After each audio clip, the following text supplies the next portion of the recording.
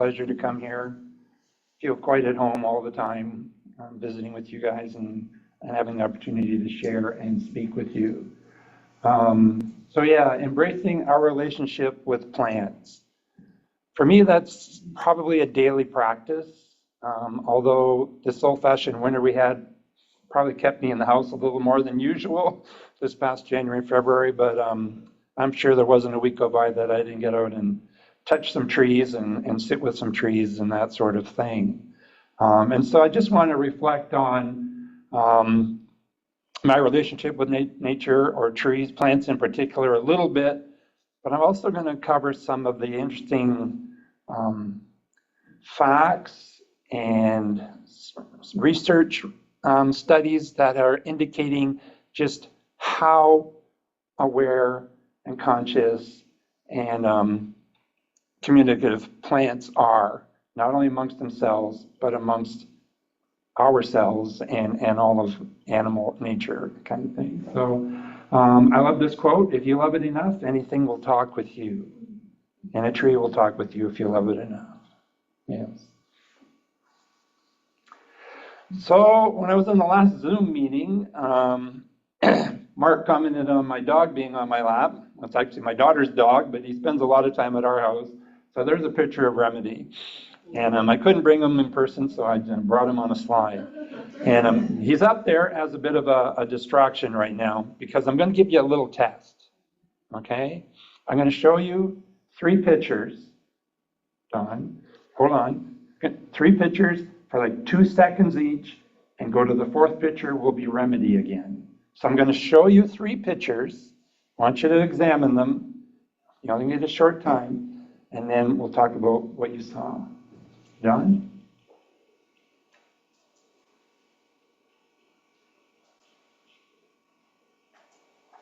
Okay, there's Remedy again. He likes going for Jeep rides. Okay. So, and I've done this with the university class each semester. So what did you see in those pictures? Who would like to say what they saw in those pictures? Steve. Well, they all seem to be different insects feeding on plants.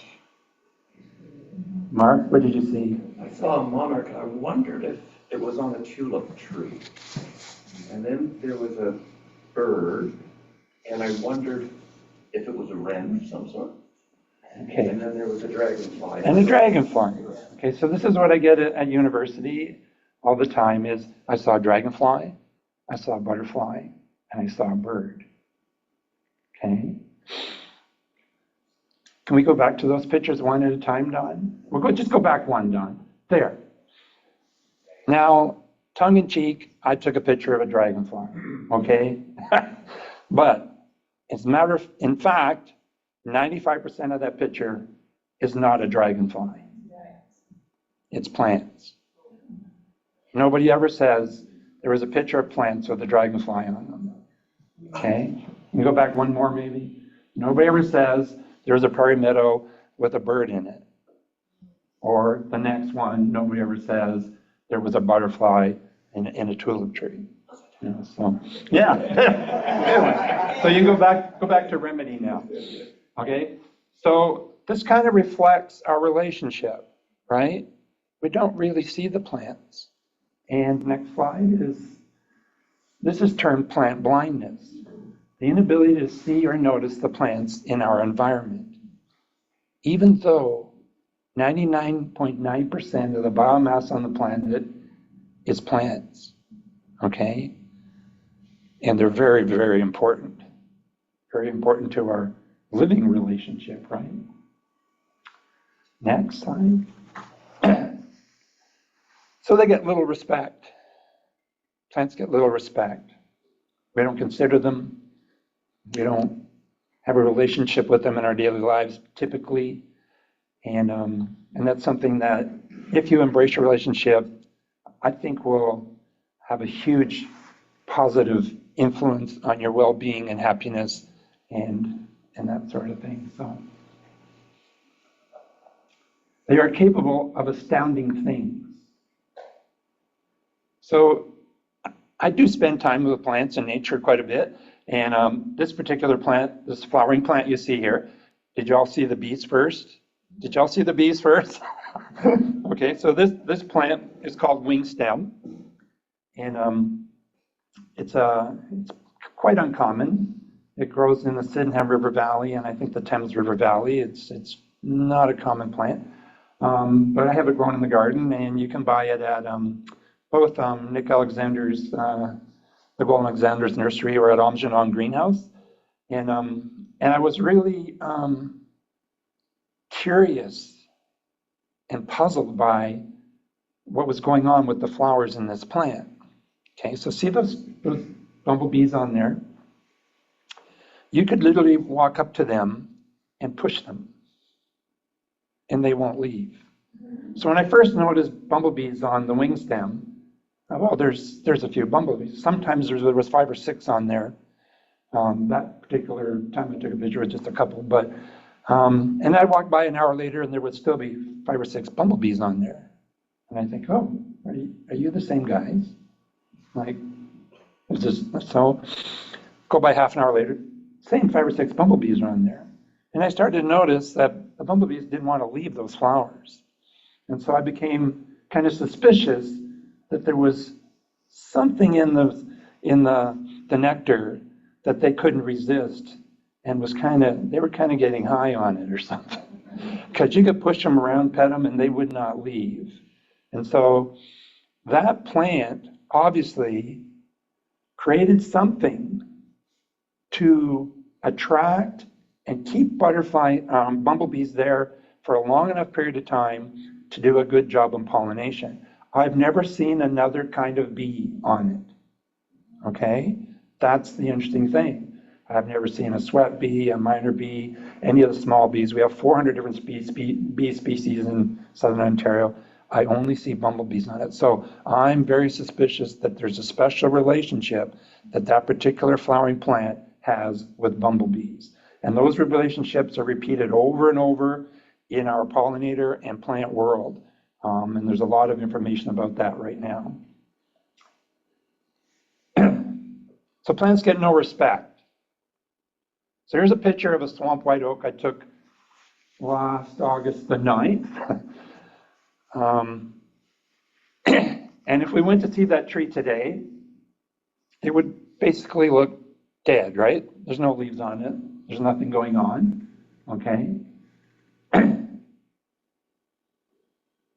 In last August, she was breathing, she was transpiring, she was pumping sap through her system, her lifeblood. She was quite active, okay? But today, she wouldn't be. And if we had even gone in there, say in January, in the dead of winter, and cut into her, she wouldn't even have bled, okay? So she basically, there's no respiration, there's no transpiration. She is kind of flatlined in any kind of sense of the word. But we know she's still alive. You know, well, trees, plants go dormant, you know. We don't think much of that, right?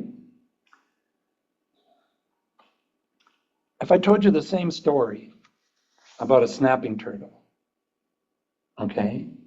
Here's a picture taken, probably in May or June at our farm. I met this female snapping turtle walking on our trail. I said, how do you do? And I kept walking, and I went to the other end of our nature reserve. And then when I came back, she wasn't where I saw her, but I kept walking on another section of the trail, and there she was, some 400 or 500 feet further down the trail, going for her walk, not really caring that I was there. Probably looking for a place to lay eggs, which we don't have a really great spot on the farm for turtles to lay the eggs. But since she's living there, she must have been doing that successfully over the years.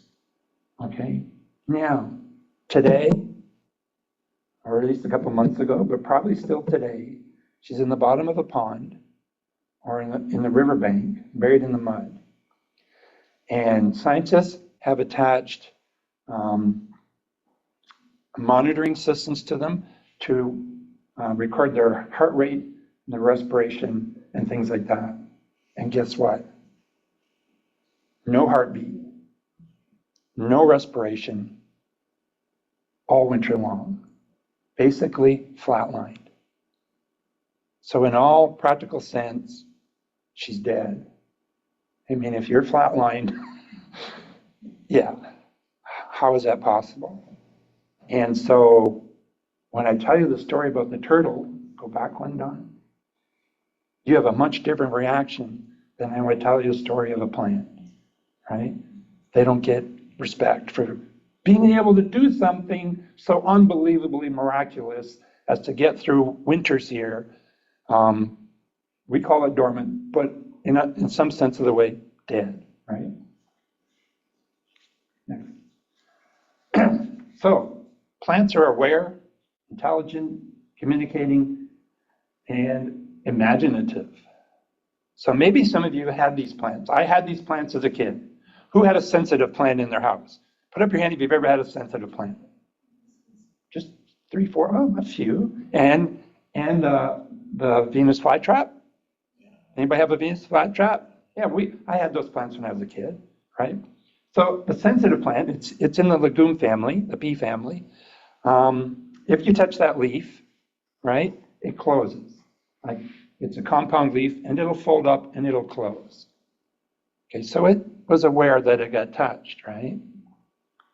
But if you touch it, and then after, I forget how many minutes, it takes a while, it'll open up again when it realizes nothing's going on, okay? But if you touch it again, it'll close again. You wait till it opens up. You touch it again, it'll close again. Let it open up again. If you touch it for the 4th time, it's probably not going to close anymore because it's decided you are not a threat. Nothing's happening here. I don't need to spend the energy to close my leaves so that probably like an insect or something that would land on the plane of the leaf, the blades of the leaf, and would have the ability to start eating it. When it closes, they wouldn't be able to do that as easily. So it's probably a protective thing. But that plant was counting, was using its imagination, basically intelligence, taking information, making a decision and a choice. That's intelligence, right? The Venus flytrap.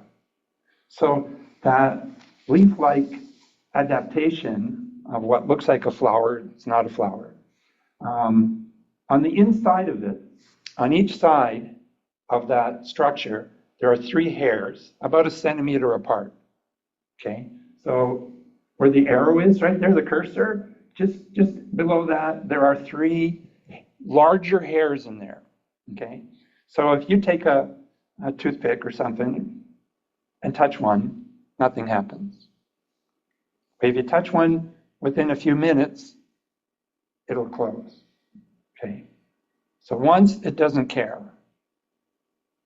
And what does the Venus flytrap do? It eats insects. Wait till it opens up again. If you go in and immediately touch 2 or 3 or 4 hairs at once, it'll close right away. So it's making a decision. Once again, it takes energy for that plant to close, okay? And it's saying, if only 1 hair gets touched, there's nothing in there worth my bother to close on. So it's making a decision. It's making a choice. You touch 3 hairs, now there must be an insect in there big enough, worth my while, to spend the energy and close that leaf, and I will digest that insect over days. This takes quite a while, and get my protein from it. Okay, so that plant is also making an intelligent decision, right? Yet we don't think of them as being intelligent, but there's something going on there, okay? So I'm just sharing these kind of scientific things that we're learning about plants through study. This is an interesting one. I'm going to focus on vines a little bit because vines are a little more animated in general than most plants because they need something to grow on, right? They need a structure to grow on. So this is a vine typically called the chameleon vine. And it grows in Chile and Argentina. It's in the pea family also.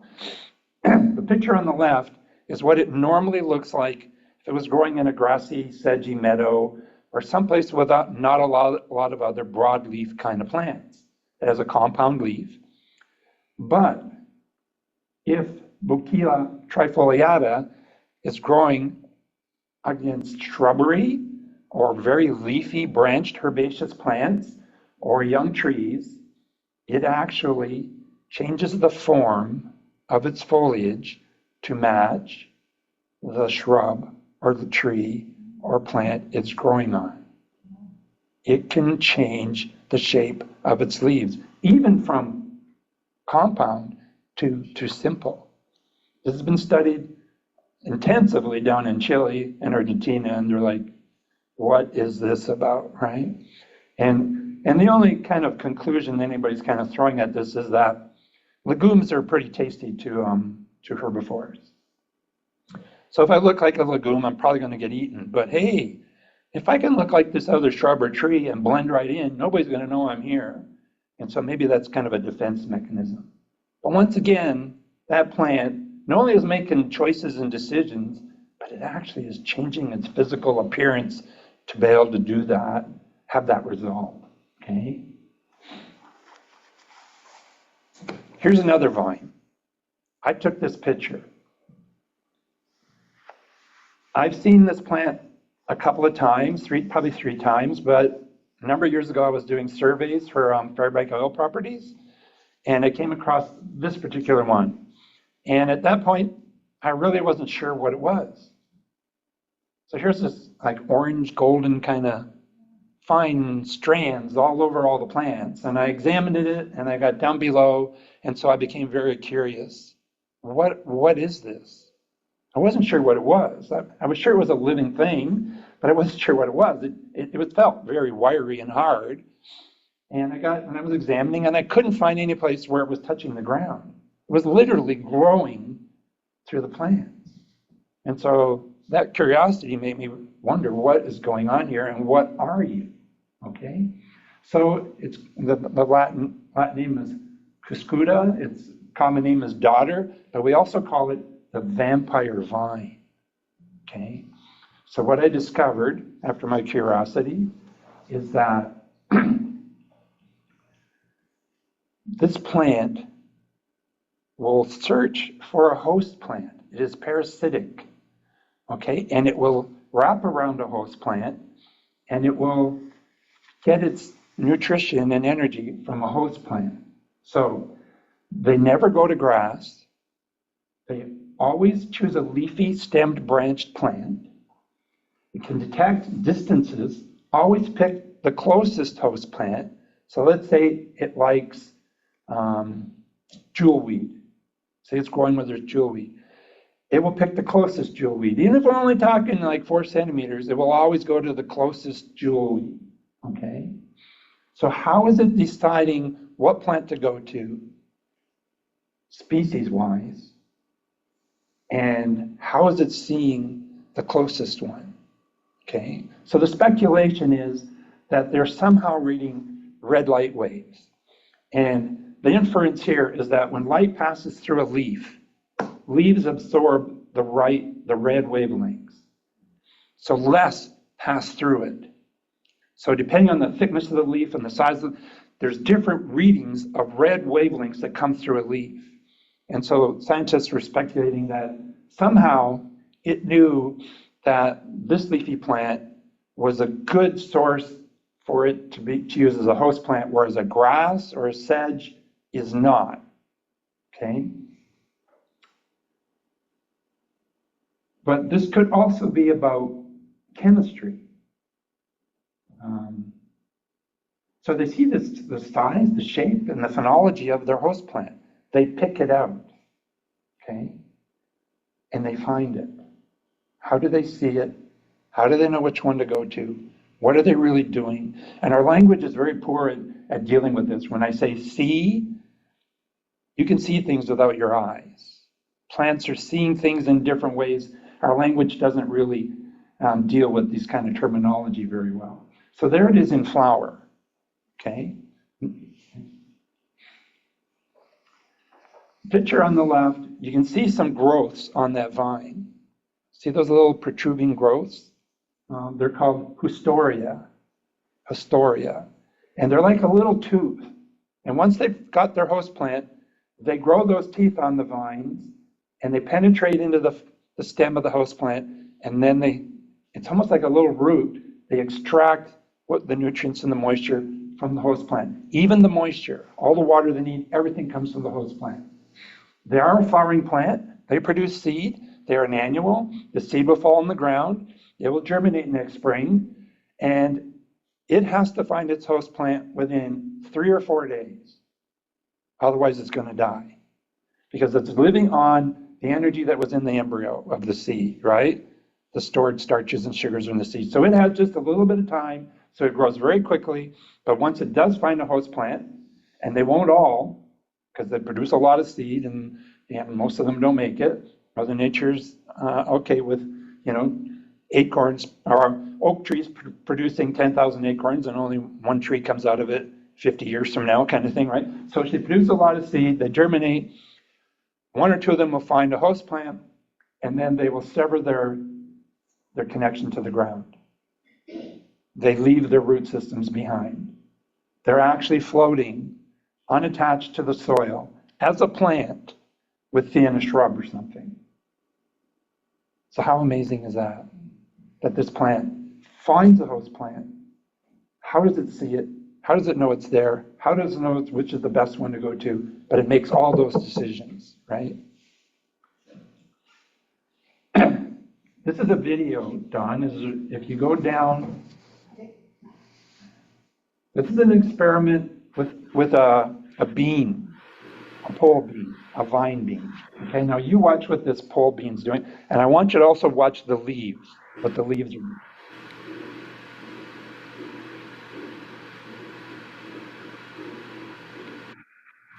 So there, vines need a support. Going in a lab, in a set scenario, this plant finds the pole every time.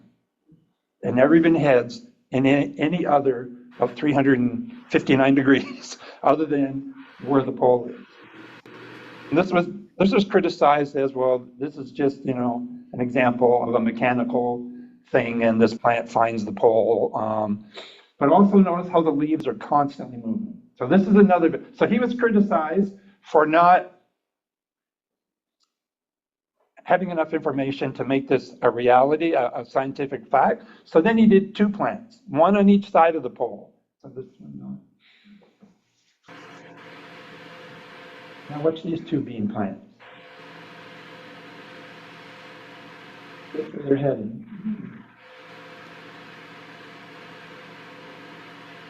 Whoa, end up on the pole, time and time and time after again. How do they know the pole's there? How do they see it? How are they aware of it? How are they making that decision? Mystery, right? I thought, when I first saw it, it was just sort of waving around and touching. But in that one, it looks like they're progressing towards. Yeah, they're progressing. Yeah. They're waving around, so somehow they're looking, sensing, and there it is, and they will find it. Next, let's go to the next one. Yeah.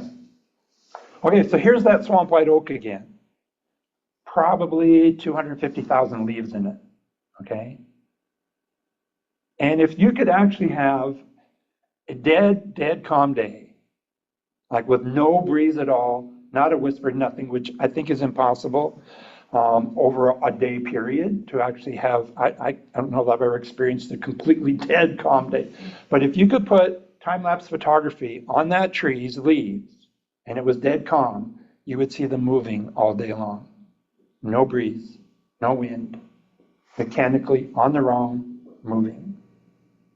And they're moving, we believe, for a lot of different reasons. Science believes for a lot of different reasons, but it's all about maximizing the energy from the sun and not shading out my kin leaves, my fellow leaves, and myself, but at the same time finding my best place to take in as much energy as possible from the sun. So the leaves in those beans in that room, did you see how they were constantly moving around with no wind, no breeze? What are they doing? They're making decisions, they're looking for things, and they're using their intelligence to figure out what's best for me, how am I going to get the most energy out of this situation, right? So there's that swamp white oak. It is doing the same thing all plants are actually doing the same thing. To get a little bit off topic, there are people that believe if you play certain kind of music and there was no wind, you would see the leaves moving to music. I don't know about that one, but that could be done. So that brings us to the miracle that a leaf is. Okay, the miracle that a leaf is. And this is a quote from Tim Flannery. His book is titled Here on Earth. He's an ecologist, a mammologist, a scientist, an environmentalist, an author. He's led some big environmental organizations in Australia. And if you just read that for yourselves, I don't have to read the whole thing. But a leaf is a small miracle, right? When we look at a leaf, do we think of that as a small miracle? Do we think of that as something that moves on its own? Do we think of that as something that makes decisions, intelligent decisions? No, but those are things that I think if you start to have that relationship where you understand and feel and see that when you're in nature and you're with plants, it changes your whole basis of the relationship rather than just walking through with plant blindness, right? Plant blindness. Is that not enough? Is that not enough to respect, admire, and value plants? These kinds of things? They communicate. So here's where we have a problem with language again. Okay, did you know leaves have mouths? You see the mouth on there? Stoma, it's called a stoma. Plural is stomata. They're mostly on the underside of a leaf, but some of them are on the top too. And this is how they transpire, this is how they let moisture go into the air, and this is how they put chemicals into the air and how they take chemicals in. So when they are exhaling oxygen, it's coming out of these stoma. And they actually, this is open, they open and close, okay? And some of those gases they remove are actually a means of communication. They're sending chemicals in the air to talk to other plants and warn them about things and share information and that sort of thing. Right there in that stomata. So I'm going to tell you a quick story about acacia trees, kudus, and giraffes. This is kind of a famous story. Maybe you've heard it before. But there was a researcher in Africa, and he was at a big game reserve. And while he was there, I don't know what he was researching. It wasn't trees and giraffes. But the owner of the reserve came to him and said, all of our kudus are getting sick and dying. And he says, well, we better investigate this. So they went out into the savannah, and there had been a long extreme drought. And all the grass was dead and brown. There were no other leafy plants. Acacia is a very drought-tolerant species, and it was the only thing left for the kudus to eat. So they started eating the acacias. Well, after a bit, the acacias felt like, okay, you're like taking a little bit too much here, which they were because it was the only plant to eat. And so they started putting more chemicals, tannins, into their foliage. And these tannins were making the kudus sick. And they ended up dying. But the guy that figured this out, the researcher, observed that giraffes weren't getting sick and they were eating acacia trees too. Now, how's that possible? Were giraffes just better at handling tannins? Or what was the story? So how the story goes was that he deduced that trees communicate through chemicals, but those chemicals are moved by air, right? A breeze, a wind. And so if I'm an acacia tree here and Mark's one there, and the breeze is coming from that way, and I put out my chemicals, Mark's not getting them because they're drifting that way. So the giraffes figured out, if we walk into the breeze, we can eat Mark because he hasn't got the message yet, right? That's kind of interesting how that all plays out. Yeah. And then I just wanted to talk about the names of things, and I find this a bit of a paradox because you don't have to know the name of a coneflower or a sycamore tree to see their beauty and wonder, but if I don't know your name, my relationship's different, right? Knowing people's names, understanding that communication changes when you know someone's name, speaks well for the plant world too. And we should probably try and learn their names, okay? So in her book, Braiding Sweetgrass, there's a chapter titled Walking in the Footsteps of Nanabazoo. Nanabazoo was first man that the creator put on Turtle Island. That's a representation of Turtle Island there. And Nanabazoo's first message, first instruction was to learn the names of all the beings, okay? And then that put him in relationship with where he was and what he was supposed to be doing there, knowing the names of all the beings. This is a quote out of her book. Most people don't know the names of these relatives. In fact, they hardly even see them. Names are the ways we humans build a relationship, not only with each other, but with the living world. So take the time to learn some names. And you don't have to get super specific. Maple, oak, you don't need to know it's a chinkapin oak, Quercus muhlenbergii. Just know that it's an oak, and you can talk to it as an oak. So getting to know the names of things is also very strong way to embrace your relationship with plants and nature and animals in general. Plants as medicine. And we all know this. This is an everyday known fact, right? Plants are medicine. Let thy food be thy medicine, and thy medicine be thy food. I strongly, strongly believe in this, and I strongly, strongly encourage people to eat organic, permaculture, wild foraged, healthy stuff, not mass-produced, production-produced foods, because they are not developed or produced with your health in mind. It's more about shipping abilities, storage abilities, looks, appeal. It's not about nutrition, and most of them have been poisoned numerous times with sprays of different pesticides and fungicides and things like that. I mean, humanity has searched the world for medicinal plants, and many pharmaceutical companies, or pharmaceuticals are based on plant phytochemistry. Indigenous knowledge keepers and shamans knew the power of plants as a medicine. So not everybody gets to be a shaman. This is a very, very special person with a very, very deep relationship with the spirit world. And so I'm going to tell a quick story about how does a shaman know what plant is good for what? Why does this plant have medicine? And the pharmaceutical companies and science, and I just saw this on YouTube about a month ago, I was watching something, and here was this scientist saying, it's trial and error. Indigenous peoples were learning by trial and error. I beg to differ. So the shaman knows because the plant told him, because he can get into that spiritual, transcendental state to commune with plants. And so my example is Nanabazoo, perhaps, one of the first people on the world, falls, scrapes the skin all off their arm, and they're bleeding out. And they're like, oh my gosh, what am I going to do? I'm bleeding out, I don't want to die. So they think, oh, I'll put a plant on it. Okay, that's already a huge leap, right? Why would they think they're going to put a plant on it? You know?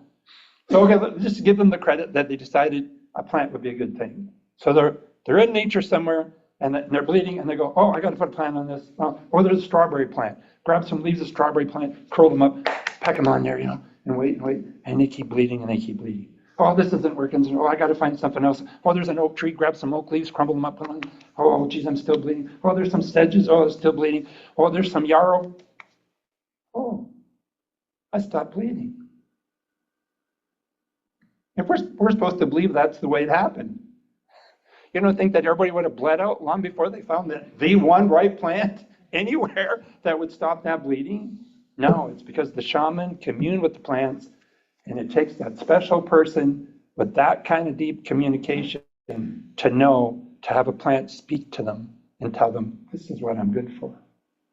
It can come in dreams, it can come in hallucinatory states and things like that, but they are special people that know this, and then they are the medicine man of their community. So that's plants communicating with people in a different kind of way. Nutrients, antioxidants, food is medicine, okay? Fruit is so important, especially the dark ones. Black-cap raspberries, elderberries, although you should cook elderberries. I do eat fresh elderberries, but there is cyanide in elderberries. If you eat too much and all the time, you might build up some cyanide in your system. But cooked, they are like one of the most high antioxidant foods you could eat. So I do a lot of foraging on the farm, including non-native plants like dandelions and lamb's quarters and pigweed and Japanese knotweed. We eat a lot of things on the farm. I even eat milkweed pods, milkweed flower buds, things like that. And that is all wild grown, healthy food. Much better than anything you're gonna get in the grocery store. Stinging nettle. If you ask the best herbalists in the world, if you could only have one herb, only one, the rest of your life, which one would you pick? And 99% of the time, they're going to say stinging nettle, the most nutritious plant on the planet. And when is the last time any of you had stinging nettle? I had stinging nettle last summer. I eat it raw. I can pick leaves. You boil the leaf, the stingers get flat, and then you can eat it.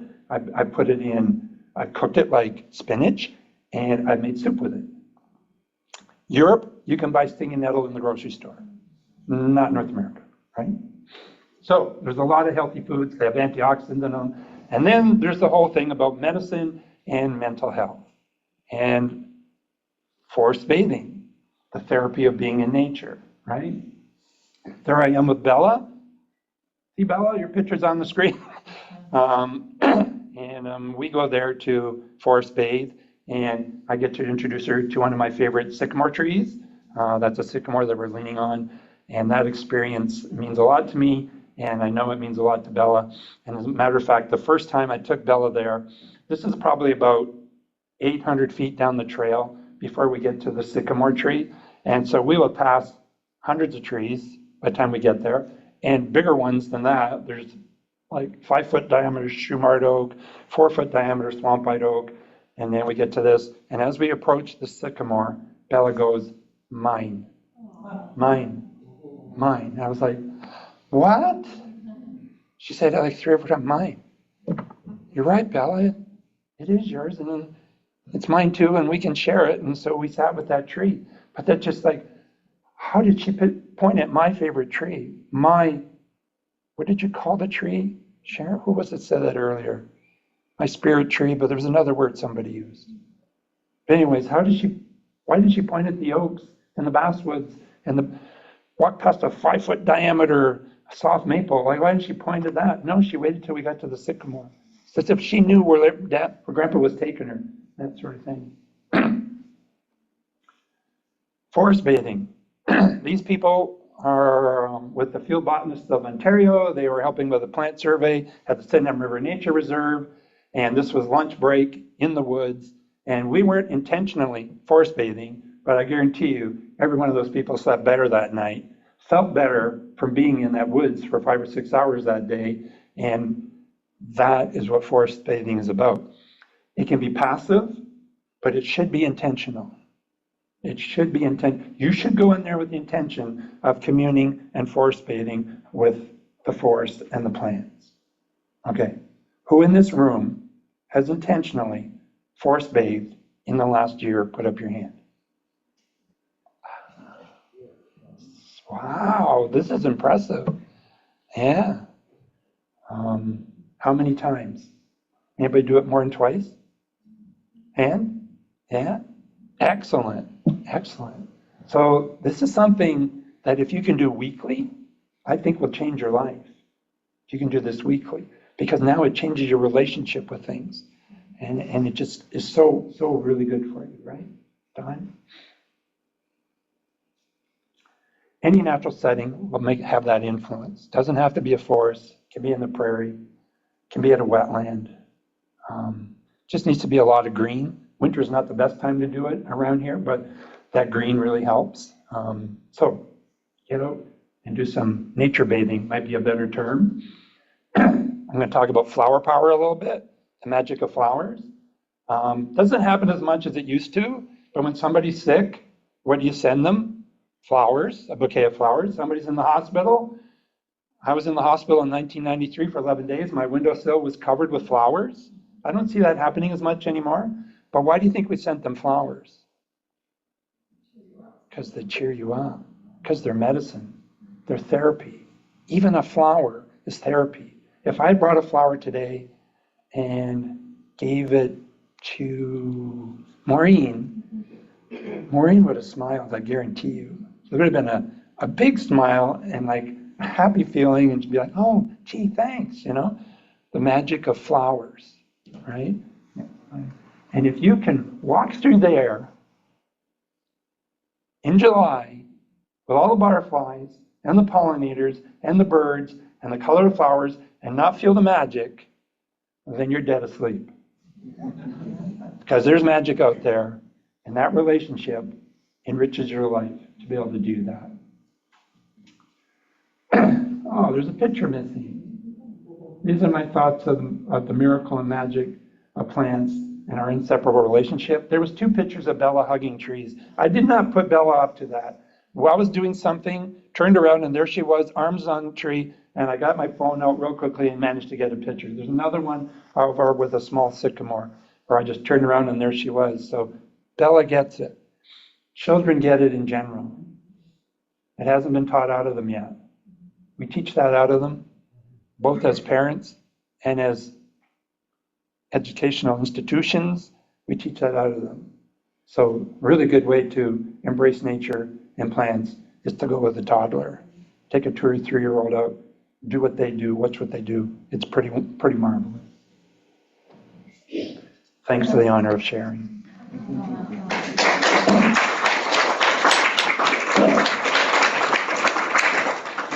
And I went way over again, I'm sorry. I thought that one was going to be short enough.